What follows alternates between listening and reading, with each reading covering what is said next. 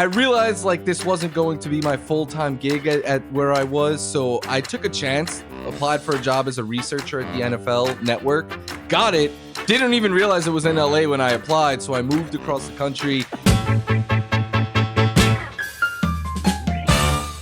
I do want to address something that I've always wanted to ask you, and I haven't asked you. What's it like to have the name that you have with the other Mike Florio in the space? It's gotten better over time. When I first started this like 10 plus years ago, it was all the time that people thought I was that guy. I do know that he gets a lot of fantasy questions and stuff, so it goes both ways. Yeah. I've been told that he doesn't love that I have this name. I didn't pick this name. This is the one I was born with. And but it's definitely gotten a little bit better. Cynthia Freeland always used to be like, every tweet send my way. And then she would. Now the thing that happens is everyone thinks I'm his son. Despite however many times both of us have said like there is zero relation whatsoever. That's funny. So have you like always gone, like, did you go by Mike all the time and then you had to like change things up and be more formal because he was Mike Florio, or were you always a Michael and just a Michael in general? No, I've always been Mike or Florio, or right. I'm not picky. Like I've always called you I've always just called you Florio because it's just, that's just easier. But like, so like I never actually like discussed that part if you were Mike or Michael. So you were Mike, and then formally though, like with your job, you're Michael. Yeah, so they were like, "Hey, you gotta differentiate a little bit." So I went Michael. I threw the F. Like I go by Michael F. Florio on NFL and stuff. So like I tried to like Michael B. Jordan. I tried to differentiate a bit. They were like, "You want to make up a name? Go by your middle name." And I was like, "Nah, that's not me." But growing up too, I was always, because like 90s kid. You're around the same, right? Same age as me. And Michael Jordan, Michael Jackson era, like everyone was named Mike or Michael. Everyone. So I was always called Florio. Yeah, I mean, to be fair though, like Michael Florio is not like, that's not a name that you would figure would just be out there both in the not just like the sports world, but the football world. Like at least like Jordan is a name that you hear, last name that you hear, pretty frequently. Or like if your name was like Michael Smith or something, then like obviously, you would have another one. But like it's such a specific name. It's just crazy that you guys both have the same name. So I had to at least ask you that question to one top quick the show. Fun story is like back when I was on Facebook, I'm not anymore, but like years ago, I got invited one time to a Mike Florio group where everyone in it was named Mike Florio, and I immediately left because I was like, I don't know who is who in this. It was like 300 people wide. I didn't think there was that many of us out there. That's incredible. But I'm sure though now when you get Googled, you're one of the two results that would pop up as the most famous Michael Florio. That's the good and bad part about having the last name Zacharison, is that like I'm easily findable, which is both good and bad, right? Like it's good just from like the standpoint of people being able to get my content and all that kind of stuff. It's horrible from the standpoint of like, if you want to see anything that I've ever done on the internet, you can basically find it because my last name's so uncommon. I've never met another Zacharison in my life. Yeah. So you're the only one. There was a I'm not related to her, but there was a basketball player for Baylor back in like the Brittany Griner era, like back in like, I guess she's probably around our age, honestly. But her name was Whitney Zacharison, and I don't even know. I tried first because this was back when I was like 20 years old, right? When I figured out that this was a person, and I would try to like find like feeds of their games for when they were announcing, because she was a starter, and when they were announcing the team, because I wanted to see if she pronounced it Zacharison or Zacharison, because we obviously I go by Zacharison, but others might go by like Zacharison or something like that. So I was curious, but I never found the answer to it. Never found it. I know there is a chance, non-zero chance maybe, right? That like relate, because it's not a common name. So like maybe somewhere along the line, like maybe your cousin or something. Maybe. Yeah. I gotta dig into it more. But yeah, man, I'm super pumped to have you on. I also realized too that this show is part of the NFL Podcast Network now with the iHeart deal and partnership that we have going on. So you and I are like pseudo connected from that perspective too, which is fun. Yeah, which means you're gonna have to come on our pod now too. I'm down. I'm down. I'm always down to do that. But yeah, man, I'm excited to have you on. I want people to kind of get to know you a little bit too. So the question I always ask with folks that are hopping on is like, how the heck did you get into this stuff? I know you have different, but you were doing other sports too. Like you did baseball and whatnot, right? So what's that journey been like for you to get to where you are now? Yeah. So do you want the long version or the, cause it's a Yeah, long, give us the long, give us the long one. so I started playing fantasy in high school. The first fantasy game I ever played, I played a year of football and then I got a little bit heavier into baseball after that. I knew I wanted to work in sports, but I knew it was a very hard field and I loved fantasy, was passionate about it. So I was like, this could be an avenue into working with sports. And, from there, I started interning. I started my own website in college. And then from that, started me and Frank Stamfel, actually, Yeah, I who remember works Frank. at CBS Sports now. We started our Yep. own website in college. And then we both started interning actually at the same time at Roto Experts. That became the Fantasy Sports Network. I became a producer there. And I had never produced before, but they were like, hey, you get to talk on air sometimes and stuff. And then they gave us a Monday night show. Like I would get in at 6 a.m. The show was at 8 p.m., but I was just like, I got to make it work somehow, right? And Yeah, then that became a daily afternoon show. And then I was freelancing at a lot of spots then as well, like FanDuel, the NY Daily News, a whole bunch of The Athletic, a lot, like any yeah, publication that I could. And then from that, I realized like this wasn't going to be my full-time gig at where I was, so I took a chance, applied for a job as a researcher at the NFL Network, got it. Didn't even realize it was in LA when I applied, so I moved across the country, did that role for a year.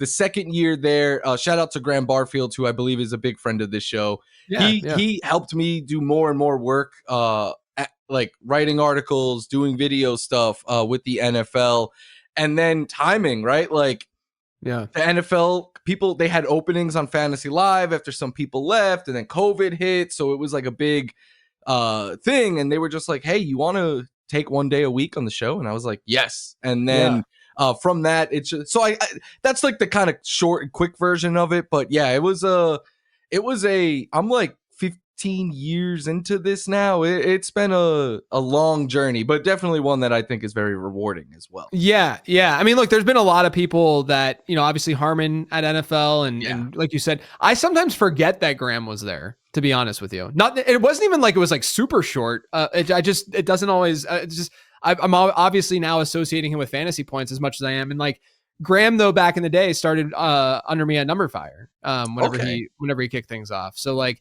and then you like our paths crossed at times too when you were at fantasy at the network, and then like with FanDuel and all that kind of stuff. I believe you were at FanDuel when I was Yeah. freelancing there. Yeah. So that's cool. It's always fun to just kind of hear how things worked out for folks. And I think it's like, for people who are listening, the handful that might be interested in like doing this a little bit more, like it's inspiring too, to just see how like, it takes a little bit of time, there's a little bit of a grind there, but eventually you get there, and now you get to do shows with Marcus Grant all the time. And it's Yeah, the best, I'm sure. I'm extremely lucky. I love like waking up every day and going to work and stuff. And to your point, like it is a grind for some. Like my path was very long, but then there's other people who like make it like that. Yeah, just so good at it. Yeah. Like you can. There's no one set way, as you know. But like, I always encourage people, if you're interested in this, like just throw your hat in the ring. You never know what'll come from it. Yeah, I mean, just start like creating content and like just start doing stuff and just see what sticks and what doesn't, and kind of go from there. All right, let's talk a little fantasy football. We're now into week 11. Things are shifting a little bit in terms of, people thinking about playoffs a little bit more. I think that you look at your teams, I look at some and I'm like, yeah, I'll be a playoff team. And some I'm like, yeah, probably not going to make the playoffs in that league. But how does your like mindset shift in the way that you're managing some of these teams as you get closer to the playoffs? Like how are you transacting differently and looking at the waiver wire differently and all that kind of stuff? I'm not fully in that mode yet, because there's still a couple of players that I'm like, this guy has so much upside, like Luther Burden or something like that. But I do tend to take in my starting lineup, especially once it's like playoff time, or if you have a team where you're like, I need to win like 3 of the next 4 to get in, I take less chances starting wise. Like early in the year, I might like Khalil Shakir is a good example, right? Like early in the year, I do not play him on many of my teams because he's a safe, like 11, 12, 13 points, but I'll roll the dice on the guy who I think could get me 20 Sure. plus if that hits. But in the playoffs, I'm like, Khalil Shakir, come on down, man, because that safe floor is if you have a good team, if you're in the playoffs, first of all, you probably have a good team. So you should have a good core every week. And adding a floor play like someone like Shakir elevates both, like, because your star players obviously have a high ceiling. So having that secure floor, I think, matters a lot more. And one way on waivers, like, I'm in a league that I share actually with Frank Stanfill and Greg Sussman. And we were texting this afternoon. Our only quarterback is Caleb. We're putting in bids on Joe Burrow, but I was like, we should also pick up Brock Purdy as a third quarterback, because you can't make transactions in this league in the playoffs. And I'm like, what if the Bengals decide to shut down Joe Burrow?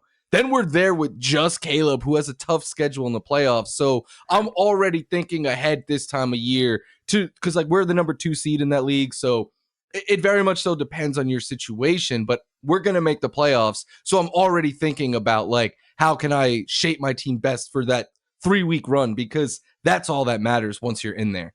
Yeah. Are you also thinking like if you're a good team right now, like for instance, I had an auction team where I'm crushing right now. I'm in first place. I have CMC and Bijan Robinson both on the team because it was an auction, right? And so the team's doing really well. And I'm thinking, okay, I'm going to probably get a buy just the way that things are set up right now. And I do want to have some safety. Now, unfortunately, I'd have to trade for a Tyler Algier or a Brian Robinson to get that safety. But is that something that you're doing? Like, are you trading? I guess my question would be, are you willing to lose some trades in order to get that safety? So sacrifice some of the ups, like, maybe get like a wide receiver 3 type or 4 type that's just kind of sitting on your bench that you're not starting anyway, to get a backup running back that would then make you feel better. Because obviously if CMC goes down, Brian Robinson isn't going to see a 20% target share. It's just not his game. But there's obviously plenty of upside still with a guy like Brian Robinson in that kind of scenario. So are you willing to, because I get this question a lot, are you willing to sacrifice and lose a trade, if you will, in order to get that insurance? Yes. And I don't view it as losing a trade because look, I'm not going to give up a weekly starter for a handcuff back, but like you said, you're giving up like a wide receiver 3 or 4, maybe someone with a little bit more upside. But the thing is, right, like Bijan and CMC, their buys are behind them. So you're playing them every single week. And if they go down, you would play Tyler Algier or Brian Robinson, Blake Corum. Like there's a lot of running handcuffs out there that I want on my team right now, because you would play that player over that wide receiver 3 or 4 anyway. So this is the time of year. I often in the beginning of the year say, like, you don't want handcuffs on it. And I know this isn't just me who says this, like a lot of us say it, but like you don't want handcuffs because you want your bench spots to be taking shots, upside shots in the draft and in the waiver wire. But then we get to a point where buys are behind us and you want your starting lineup. That's what all that matters, right? To be as secure as possible and having that. Because if something happens with Bijan, look, there's no player is going to be Bijan, but Tyler Algier is going to be a top 20, top 15, maybe even better some weeks running back. So yeah, that is more useful on your team at this point in the year than an upside wide receiver or like 4 or something like that. Yeah, no, I liked your reaction of like, I don't see it as losing the trade. I think that's really important. Like people can look at my rest of season rankings or look at a trade calculator of some sort or do whatever and be like, oh, I shouldn't do this trade, because no, you got to think about like how it's affecting your starting lineup. Like that's what matters most of the season, is just optimizing that starting lineup. You can make the argument that the first like handful of weeks you're trying to get, your bench all solids that you have, really good flyers and guys who have upside that then can take over and be part of that starting lineup. But I would argue that like way earlier than most people think, you should be optimizing your starting lineup, like week 6 and 7 and into that range, just because you want to have a team that crushes. Like second place doesn't matter. First place is usually what matters most and what we care about in fantasy football. And so, if you're losing a trade, quote unquote, losing a trade, you're losing a trade on paper, but you're not actually losing that trade for your individual team. And I think it's important, to wrap your head around with that kind of thing. This time of year, we see a lot of rookie breakouts too. I've done a lot of research on how second half of the season, wide receivers in particular, and like day 3 guys, this is the time where they will sort of start to give that production for your fantasy squads. Are there any rookies that you're excited about right now? It could be wide receivers, running backs, tight ends, whatever, but they could be sitting on the waiver wire, or they could be Tetairoa, McMillan, who's definitely not on the waiver wire. Are there any guys you're just excited about for rest of season production?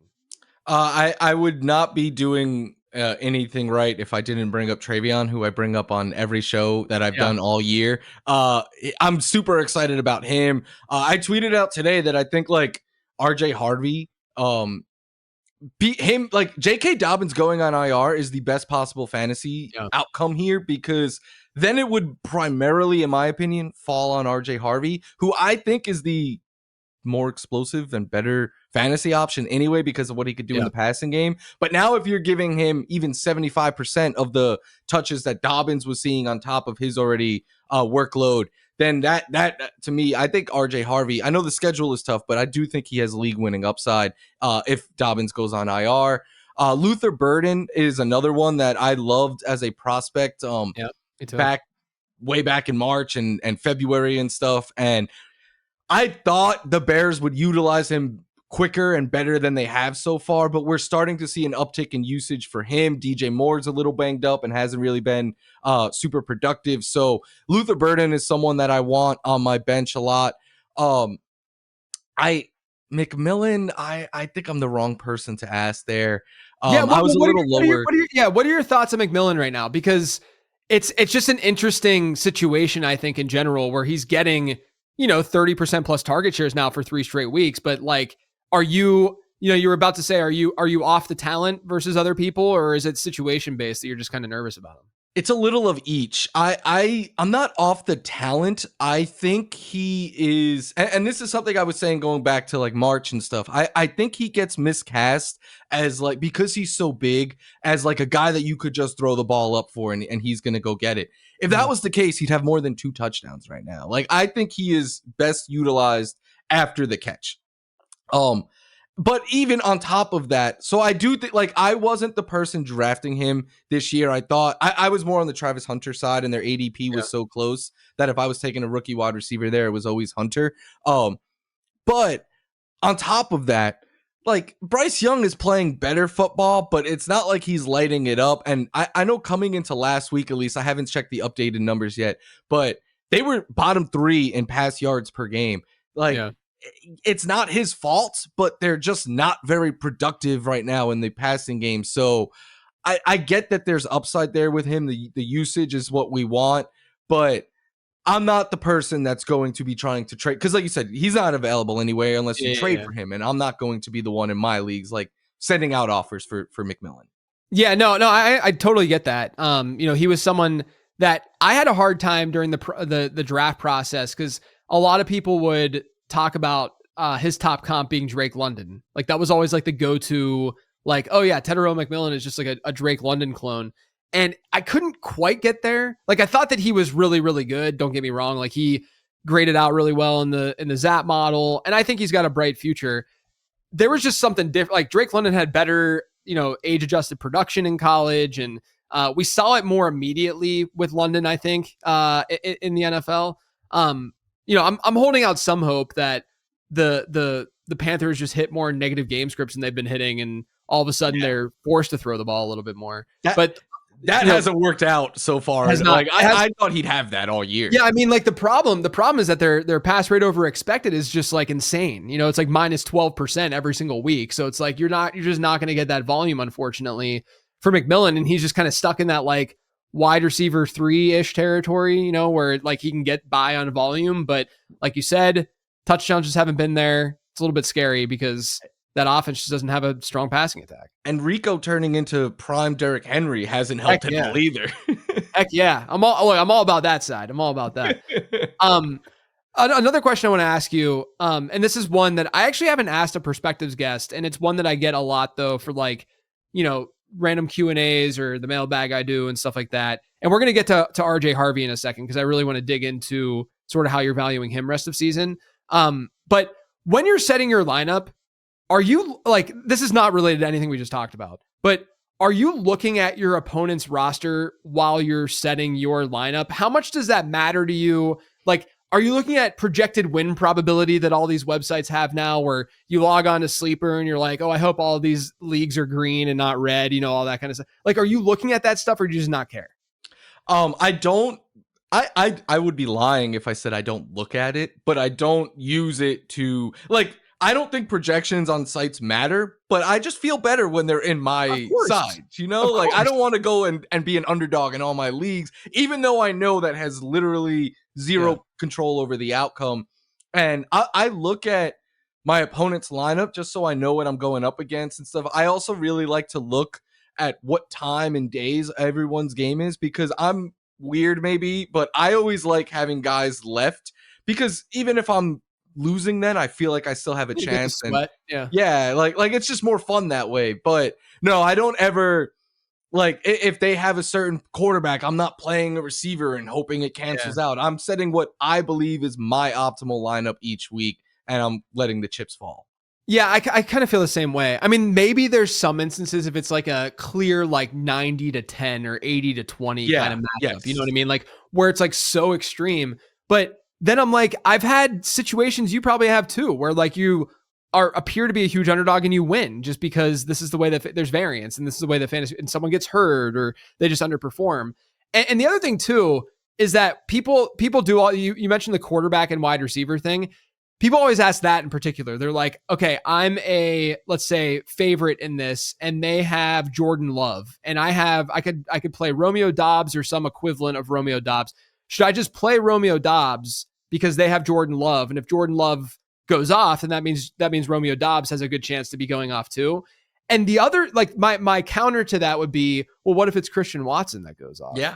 Like it doesn't even necessarily help you in that situation, because it could still not be Romeo Doubs. Now, obviously, like there's gonna be a higher correlation with like Jamar Chase and Joe Flacco, or, Jackson Smith and Jigba, of course, versus like Sam Darnold. So like, I get that, but you're not questioning benching JSN or something. I guess you could start, maybe not start Sam Darnold if they have JSN or vice versa. But I just think that kind of stuff is overthinking, and you start to become suboptimal when you start to do that, like just make stupid choices. The one thing, to your point, where it's like 90-10, 80-20, like if I run into, like, say like week 7, Joe Burrow and Jamar Chase stack, and now I'm suddenly down 60 points, I might then take, if I have a floor play, I might switch that up, but that's the only time I really let it impact my lineup. Yeah, and usually in those situations, I don't know about you, but I feel like they're coin flip-ish anyway, kind of situations where like I had the other guy in, but I'm like, okay, I'll take like the 45%, if it's 55 versus 45, I'll take the 45 just because I think he has a higher ceiling.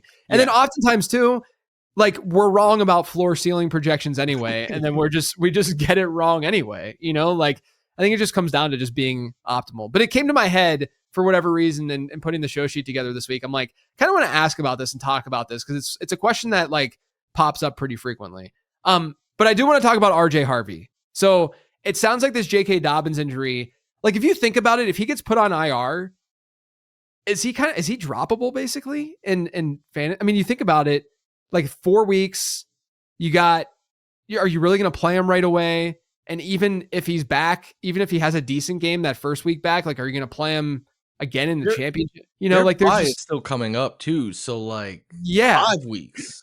Yeah, right. Exactly. Right. So you're talking, I mean, if he does go on, at the time of this recording, we have no idea. Yeah. But he hasn't yet.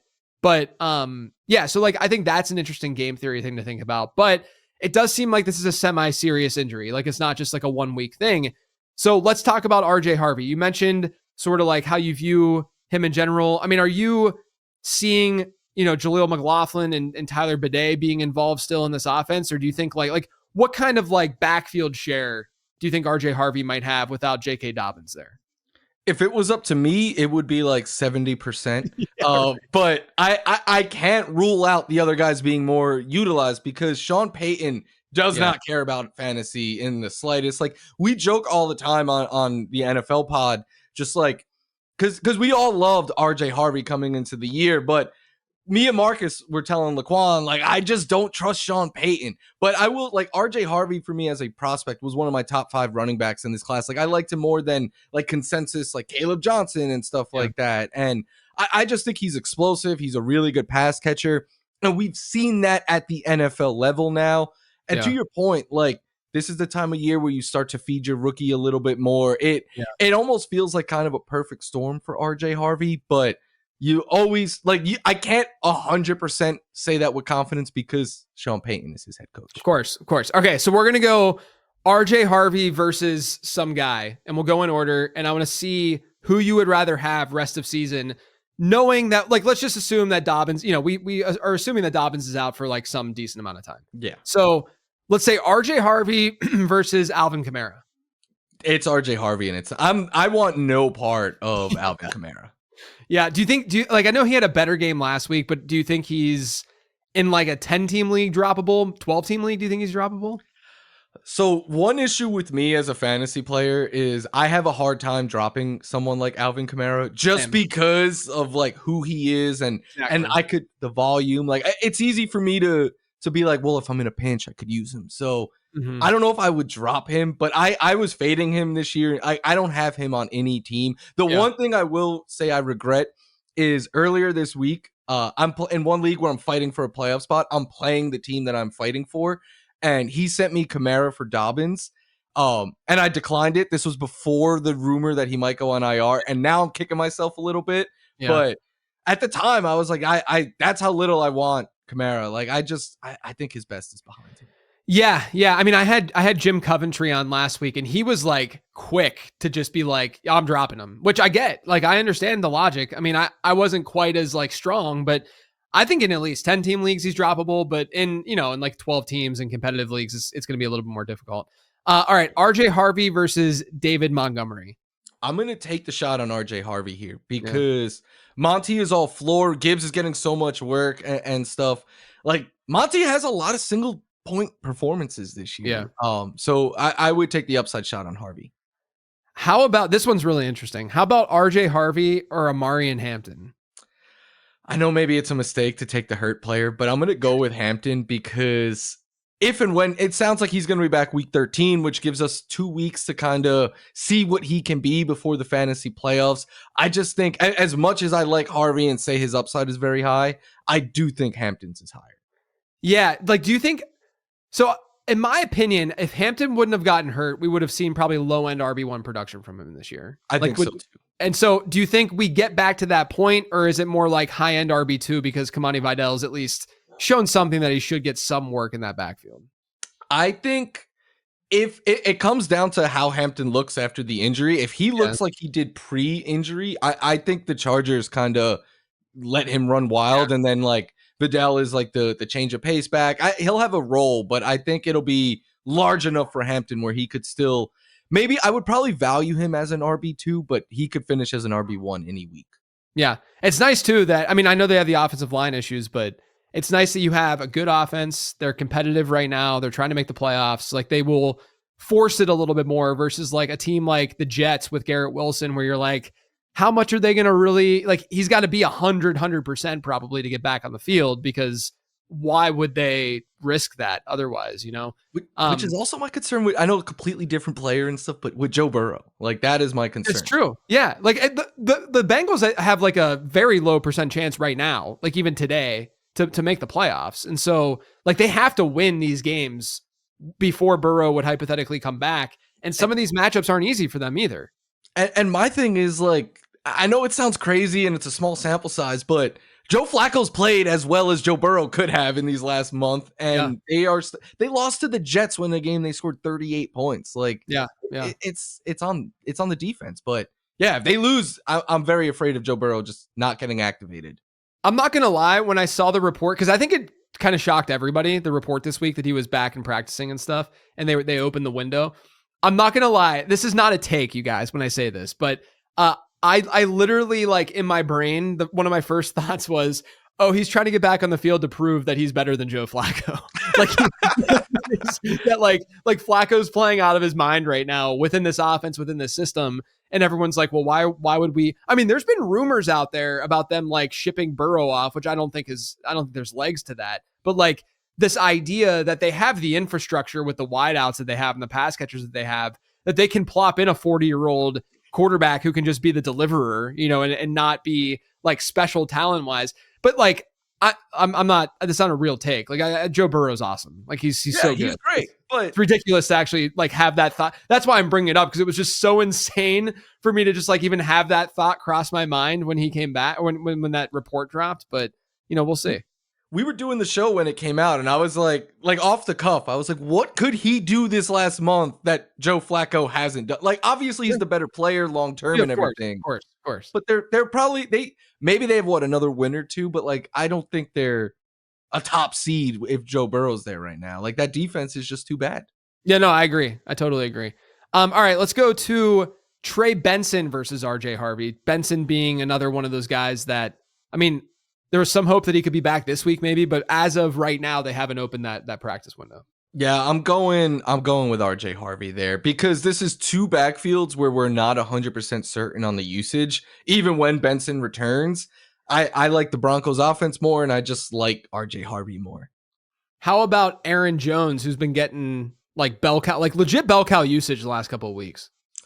This one is close.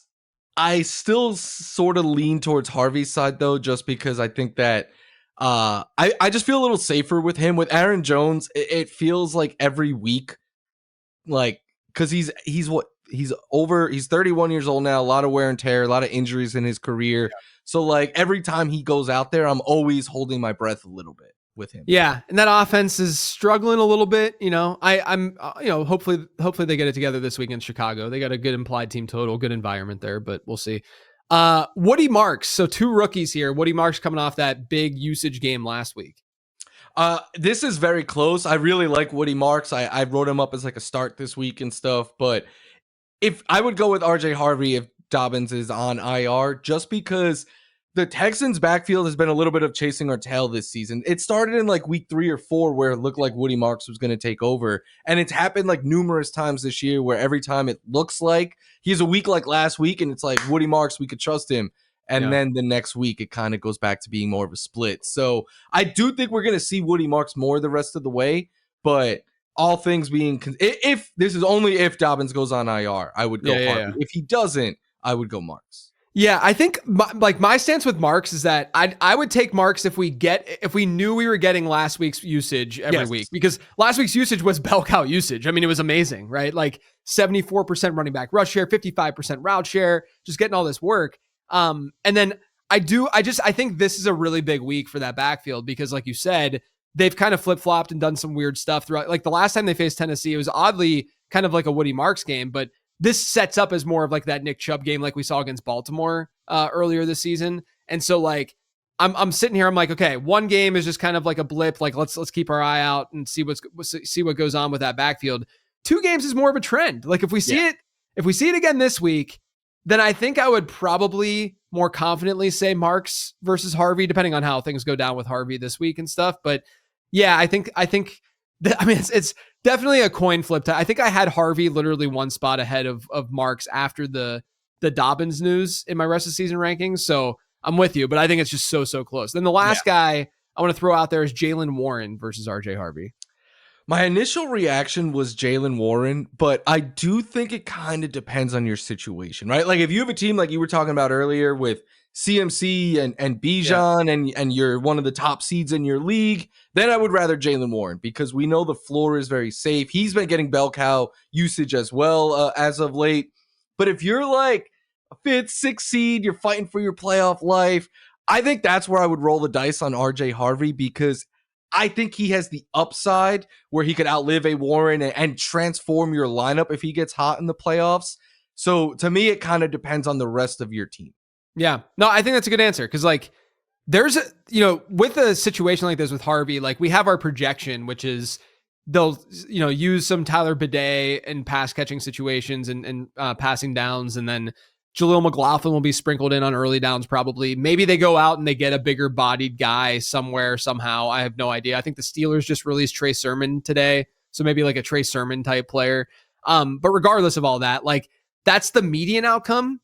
But the high end outcome here, like you said, like what if they just use RJ Harvey and they just give him a lot of the J.K. Dobbins work while also being sort of that joker for them, especially in the red zone, and get some of that receiving work close to the end zone?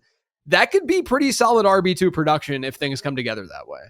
Yeah. And I think We saw him have a 25-point game. I know it was very touchdown inflated, but in a game where he had like 8 touches. So like, yeah. I also hate that Aaron Rodgers throws so much near the goal line. It's always frustrated me for fantasy. Yeah, it is. All right, let's talk about that same Denver team. Troy Franklin is, if you look at Troy Franklin versus Courtland Sutton and you think rest of season, are you bold enough to say that Troy Franklin, because of just recent production, that Troy Franklin, you'd prefer him, that he's the wide receiver 1 now in Denver? Or are you still like, is this one of those situations where we sometimes just see guys run hot? It's a little bit of a blip. You know, you could say the same thing with like Alec Pierce and what's going on in Indianapolis right now. Because he's seen pretty comparable volume to Michael Pittman. But Troy Franklin's seen a lot more volume than Courtland Sutton over last month. Like, are you ready to just say, I'd rather have Franklin than like Courtland Sutton rest of season? So it's a little bit of a convoluted answer. I do think right now Troy Franklin is their wide receiver 1. And I put this out on Twitter a couple weeks ago, and people were like, well, that's because they're only throwing him screens and stuff. And I'm like, well, good thing his head coach loves a wide receiver screen more than anyone ever, right? Like, but he has more targets on the season than him. He has more air yards. He has twice as many end zone targets. Those are very valuable looks. And Bo Nix has left a lot of production on the field when it comes to both of these receivers, but especially Franklin. But I still do think Courtland Sutton is the better player of the two. And I have a friend who in my home league has both of them, and each week he is starting Courtland Sutton, and I understand his logic because it feels like safer floor. The upside theoretically should be higher. So while I do think Franklin usage-wise is getting the wide receiver 1 treatment, like if you offered me that trade, maybe it's just name recognition and past year bias and stuff, but I still kind of lean towards Courtland Sutton.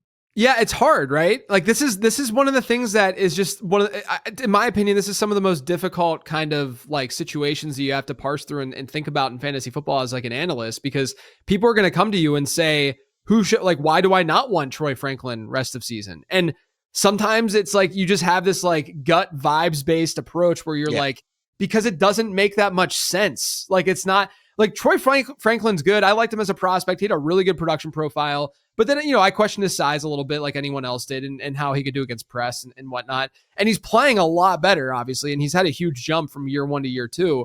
But like, I don't think Sutton's just gotten bad at the game. Yeah. Like he's been great. And like when watching, from an eye test perspective, obviously you get this like roller coaster of production with him, but you've kind of always gotten roller coaster production with Sutton. It's not like he's been the super high floor guy.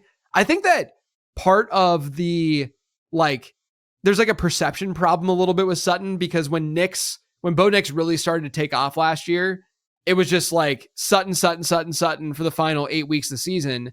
And then everyone's like, oh, this is the way that it's going to be. But I think it's, again, one of those situations where like a guy could have just been running hot, and we've seen some regression with Nix at times. He doesn't always look as comfortable. I don't think that the playbook is completely open right now for Denver and Sean Payton and with Bo Nix. And so I don't know. I technically still have Courtland Sutton ranked ahead of Troy Franklin rest of season, but I have them in the same tier. So I have an out, right, of saying like, if you want to go with Troy Franklin, go with Troy Franklin. I totally understand. My totally honest answer is like, avoid them both. Like outside of the running game, I want no parts of this Denver offense. It's pretty rough. I mean, it's just, they have not been putting it together. And like Bo Nix is one of those players where, you'll look at his fantasy stat lines and like, they look sometimes fine. I mean, last week wasn't that great, but like they sometimes will just look fine because he's athletic enough and he can get through and he can find the end zone on the ground and whatnot. But like the actual performance, you're just kind of like, I don't know if this is something that I really want to invest in, and feel great about. I was not drafting him. I had him ranked as a QB1, but he was not a target of mine this year because I couldn't shake and it's sometimes vibe based, like you said.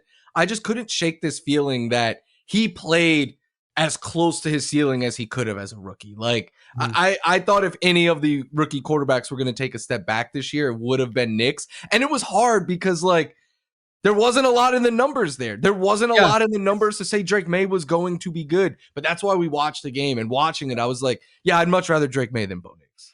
I personally think when it comes to obviously I'm going to be data driven with the way that I approach stuff, but like I think with evaluating these players, it's toughest to do that at quarterback than any other position because there's just so much at play. And there's, a lot of it is between the ears kind of stuff. And like, there's just, it's just not easy when I'm talking about when there's like tweeners or like guys who are like, you could go either way with. I'm not talking like, I almost guarantee you that Cam Ward is not going to be one of those players entering next year where we're like maybe he surprises and maybe he like is a decent fantasy asset, but chances are, given what we know right now, he's probably just going to be like where Bryce Young was after Bryce Young's, rookie season, where we're just like, okay, maybe we see a little bit more, but we're not going to spend a low end QB1 or high end QB2 selection on this guy, even if there is upside with a year 2 player. Jackson Dart, we obviously will, but a guy like Cam Ward, it's just a little bit different. But when you get these guys who are like in between, like a Nix and a May and a Caleb, this year,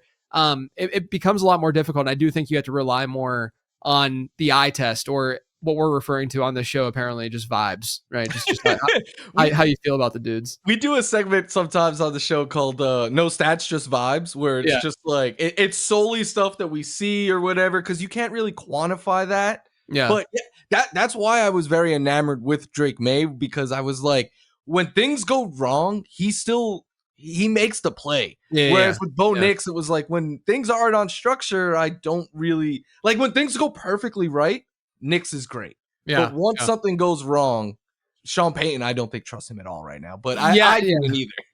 Yeah, I agree. And when it comes to like the quarterback evaluation stuff, the way that I kind of see it too is that like, I think like understanding the situation that these guys are in from like a pass catcher standpoint, the personnel they have around them, the offensive line they're playing with. Like, I think a good example of this is like, I was more bullish. I liked both Drake May and Caleb Williams from a redraft perspective, but I had Drake May ranked ahead. I had May at like QB9 or something entering the season.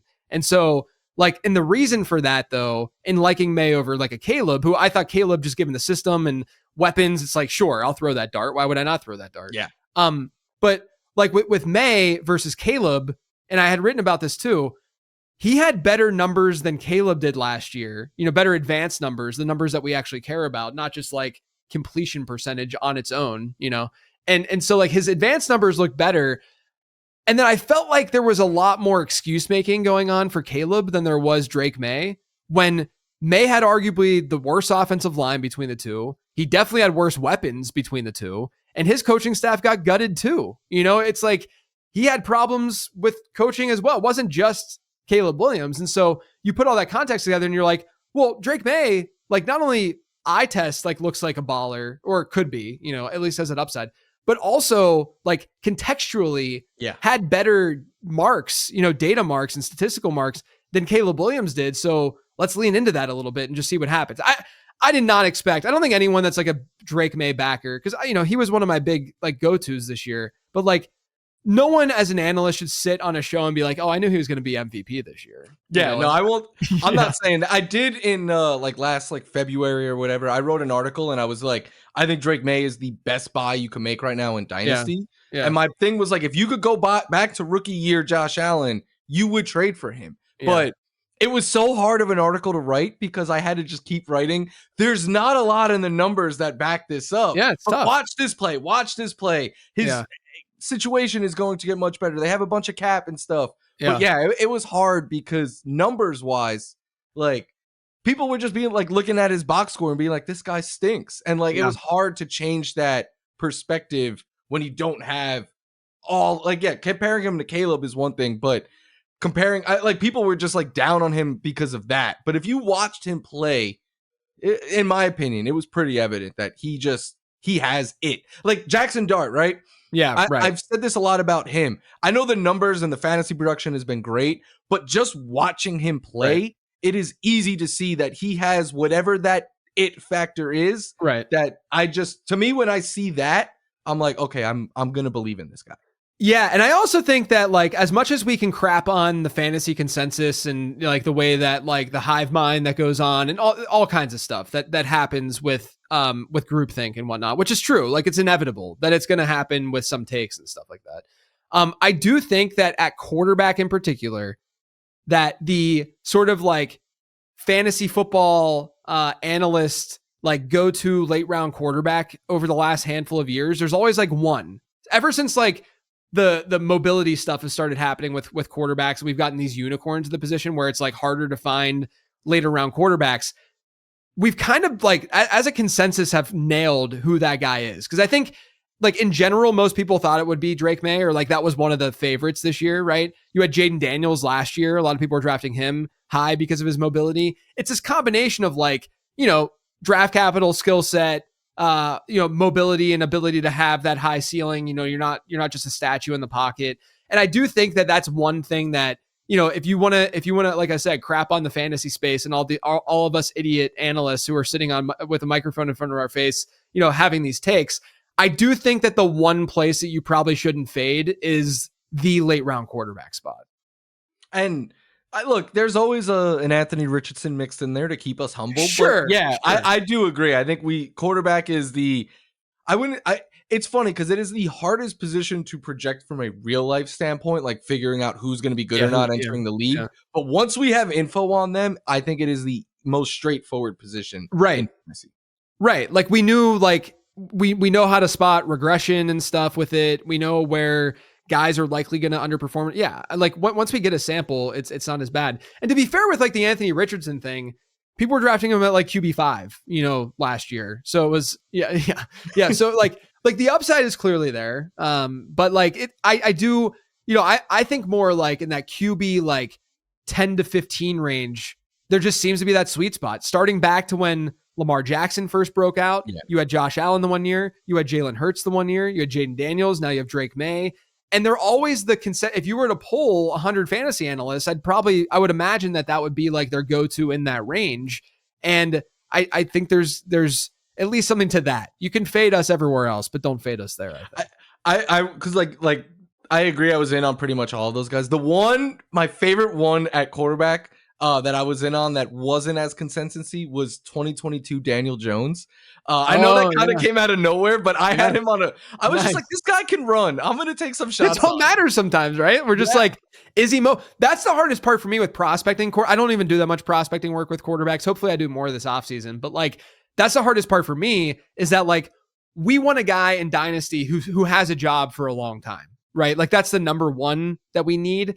But then on top of that, we know that there are mobile athletic quarterbacks who might not be like Justin Fields, who might not be that great as ball throwers, and they might not be able to sustain and keep a job forever. But when they are on the field, they're giving us fantasy production. And so we're trying to like balance the mobility aspect. And it's so much easier in redraft because you say, if I miss on this, it doesn't matter. That's why if you drafted Kyler Murray this year, if you drafted even Justin Fields this year, your team didn't sink. It doesn't matter. They were late round picks anyway, like later round picks. So it wasn't that big of a deal. But in Dynasty, there's a different investment.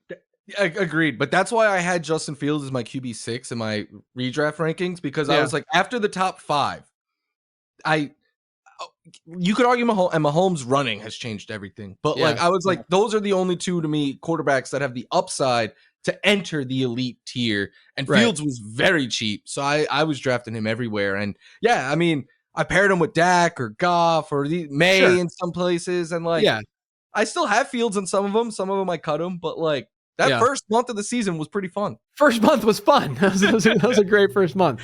All right. I got a question about this Eagles passing attack. We saw, it was just, I mean, that Monday night game was brutal. I needed a little bit more production from, personally from like an AJ Brown or Dallas Goedert in that game. I have a lot of Devontae Smith, so that was good. But regardless, it's a very tilting offense. Right now the Eagles are 25th in percentage of score or of drives that end up in scores. And that's not good when you have a decent offensive line, Jalen Hurts a quarterback, which say what you want, he's not a bad quarterback. And then you get Devontae Smith, AJ Brown, Dallas Goedert. What do you make of all of this? What do you make of the offense in general? Do you think that we're going to see what we saw last week more frequently, or are we going to revert? There was a week 4 to week 7 range this year where they were more pass heavy, where these wide receivers were getting more work and they were more consistent. Are we going to go back to that, or are we just going to see what we saw on Monday night?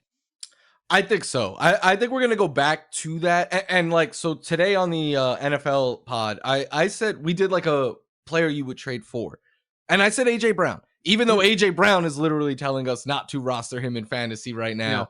Yeah. And I was originally gonna say Devonta Smith, but after Monday, I saw so many tweets saying that he is the wide receiver to roster there. Yeah. He is the one. So I'm gonna go back to what I've gone back to all year. I just simply think there's too much talent for AJ Brown and Jalen Hurts not to start connecting more. And I know that's much easier to say in weeks 3, 4, 5 than it is week 11. Yeah. But let's not forget he had 14 PPR points 2 games ago, 28 the game before this week. Yeah. So like that's still in him. And even more than that, take a look at their upcoming schedule. They get the Lions this week, then the Cowboys, the Bears, the Chargers, okay, maybe not the best matchup. The Raiders get cooked by out wide receivers. Mm-hmm. And then the final 2 weeks of the fantasy playoffs, the Commanders, which is one of the best matchups, and then the Bills, which might not be a great matchup on paper, but has a very good chance of being a high-scoring game. Yeah. So I'm going to, while the value for AJ Brown is at an all-time low, because when is the last time AJ Brown was viewed this low? His Titan days? Like, when's the last time a player came out and said, drop me in fantasy football? Right? Like the person with 8-1, their record probably isn't great. They're probably fighting for a playoff spot or whatever. They're probably frustrated. So I think you could kind of take advantage of that a little bit. But also this schedule, like you're facing other high-powered offenses or great matchups pretty much every single week. Yeah. I'm going to roll the dice. Like I said on the show today, I wouldn't, if we got to draft for the rest of the year, I'm not taking AJ Brown as a wide receiver 1. Sure. But if I could trade for him at a low point and get him as like my 3 on a team that I feel pretty good about, then all of a sudden, if he hits, that could lead me to a championship. I'm all about buying when market sentiment is this low. You know, when you know it's a talented player. Like we can say that he's not the same as he was last year. He doesn't have the same motivation or whatever the case may be.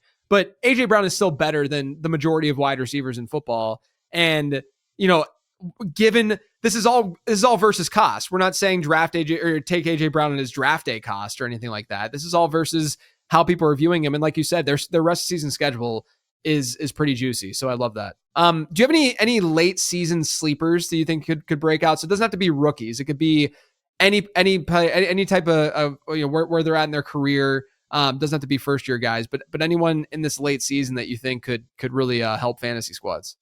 I know we spoke a lot on RJ Harvey. Luther Burden is another one. I was big on Sean Tucker until Bucky Irvin returned to practice today because I just don't think Rachaad White is a good runner. I think he's a good receiving back. In the last 2 weeks, 20% of Tucker's carries have been 10 or more yards. So like he is someone that if Bucky is out, the other sleepers, I think, largely are handcuffs, right? Like Blake Corum, we spoke a lot about, like Robinson and Algier. And then I'll be a homer a little bit here. So one Bills receiver's got to step up, right? You would think, yeah. Like Shakir is the one you most want, but there's right now a lot of steam for Elijah Moore there as the speedy guy there. Gabe Davis sounds like I do think Josh Palmer is the one I'm most excited for because they've missed him against man. Teams are playing man against the Bills at the highest rate, and he was kind of brought in to be the man beater. He's also their best deep threat, so he is the one that I would be taking a shot on. Who I think it depends on how long Marvin Harrison is out, but Michael Wilson and Greg Dortch also come to mind. Like I like Greg Dortch more this week, but I just think I'm a believer in Jacoby Brissett. Like, not that he's great, but I do think he is one of the best 32 quarterbacks walking the planet. And I think he can help elevate those guys as well. So they come to mind as well for me. Yeah, I love Greg Dortch has a great slot matchup this week against San Francisco's slot defense is horrible. And so, love that call out for sure. We'll see how long that appendix removal sidelines. I got my appendix out before. It's not a fun recovery. I mean, I've never got it. It's not like you're like jumping back and you're like ready to go. But I don't know. I was like 20, 21 years old when it happened. So I was in college and probably just was drinking some beer and just to get over it that way. I wasn't college age, so he's probably doing the same. I wasn't a professional athlete having to come back on a football field. I was literally a lazy college kid that just had to go to class. So it's a little bit different, But I do think it kind of ties into what we were talking about earlier with like the Jets and Garrett Wilson. Like if you're the Cardinals, you have no reason to rush Harrison back. Yeah. I mean, especially something like that. Like that's something that you don't want to like screw. I mean, that's just insides, it's not like like some sort of like bone bruise or something. Like we're talking like, in there that could, get things screwed up. Like I can't imagine taking a hit like even a week after getting my appendix removed. So I wouldn't be like massively shocked if he's out another week after this week, but I'm clearly not a doctor. I do hope people start to hold this. Like my favorite injury prone claim ever was Keenan Allen when in back-to-back years, his spleen ruptured and then he tore his ACL. And I was like, this has nothing to do with like, and then you saw a graphic some account put out this year. Like is Ricky Pearsall injury prone? He missed time last year. It was like, cause he got shot. Dude. Yeah. So next year when people are like, well, Marv didn't stay healthy. It's like, yeah, you're telling on yourself a little bit there. Yeah. You mentioned AJ Brown. Are there any other guys that you would look to trade for right now, or is AJ sort of your go-to? Even more than him, Justin Jefferson, because like AJ Brown, the public perception is down on him right now. Like, and this isn't even just fantasy. Like I have a friend who's a huge Viking fan and he's not turning on Jefferson, but he's like, that was the worst performance he's ever had. And like he can't do that. So I do think the percent, and like on our pod today, Laquan Jones was like, I don't want him on my roster after what I saw last week, but I see a clear touchdown regression candidate. It's him, T-Mac, and Wan'Dale Robinson are the only receivers with 75 or more targets and fewer than 3 touchdowns. And then his schedule is even better than the Eagles. So yeah, I think he could go league winner mode. And I know these are big names, but it's exactly what you were saying. Like you try to capitalize on talented players when the market is down on them. Yeah. And to me, these are JJ is one of the 2 best wide receivers walking the planet. And I think AJ Brown is like 5, 6, 7. So I'm willing to roll the dice on those guys with favorable schedule, because this is what I talked about on the pod as well today. Like, I think we've reached the point of the season where when you're making trades, you need to be looking at their schedule as well. Yeah. Yeah. 100%. I had, on my 15 transaction show, I had Jordan Addison as a buy, as like just throw him on your bench, kind of player, like just trade a bench guy that is not going to do much for you and just throw Addison on there because, you have to ask the question, I think, in these scenarios of just like, what if JJ McCarthy just kind of figures it out a little bit? And he's only played 4 NFL starts. I don't want to bury the guy just yet. Has he played great? No, but like, let's just see what happens, like you said, in these better matchups and see if he can develop a little bit. And so like Justin Jefferson, obviously I had Jefferson as a buy a few weeks ago, so I didn't want to repeat that. But yeah, I mean, like I think even going after like a secondary guy like Addison, who is good, like he's talented, not going to give you the kind of ceiling that a Justin Jefferson would, but like he seems like the right kind of guy to just have on your bench that if you can get for super, super cheap and not a lot of production off of your bench, then go for it. One more, and I'm a sucker. I've always been a sucker for him, and I stayed strong when everyone turned on him. But Quentin Johnston, I think we're seeing him utilized more. Keenan Allen has really been fading these last few weeks. Like they had to generate that second catch for him last week. So and Gadsden is banged up now. So I know it's been pockets of the year with the Chargers receivers, and that might not change. But to me, Quentin Johnston is a lot like Alec Pierce, who I also love. Like the floor might not be super steady, but if you need to throw him in as a wide receiver 3 or a flex, they're getting 20 plus is in their outcome every single week. Awesome matchup for QJ this week too. Yeah. Because Jacksonville cannot stop perimeter receivers. They're actually like really good against the slot, like one of the best teams against the slot. And then when it comes to perimeter out wide. Yeah, exactly. Right. All right. Before I let you go, give me one bold take for week 11.